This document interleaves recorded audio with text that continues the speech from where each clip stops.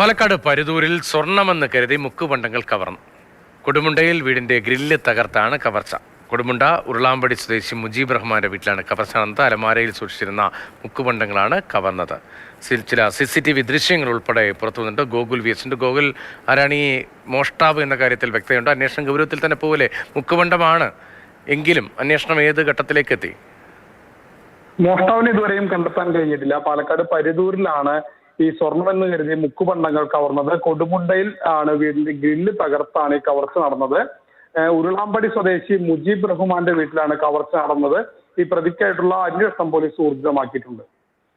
ഈ വീട്ടിലെ CCTV ആണോ, ദൃശ്യങ്ങളാണോ? സമീപത്തെ CCTV ദൃശ്യങ്ങളാണ് പുറത്തു വന്നിട്ടുള്ളത്. അതിലാണ് ഈ മോഷ്ടാവിനെ നമുക്ക് കാണാൻ കഴിയുന്നത്. മുഖം മറച്ച് ആണ് അയാൾ ഈ വീടിന്റെ സമീപത്തെത്തുന്നത്. അതിനുശേഷം മുഖം വ്യക്തമാകുന്ന ചില CCTV ദൃശ്യങ്ങളും കൂടി വീടിന്റെ പരിസരത്തൊന്നും കണ്ടെത്തിയിട്ടുണ്ട്. ആ വീടിനോടും വീടിന്റെ സമീപ പ്രദേശങ്ങളോടും ചേർന്ന CCTVയിൽ നിന്നാണ് ഇയാളെ പോലീസ് തിരിച്ചറിഞ്ഞത്.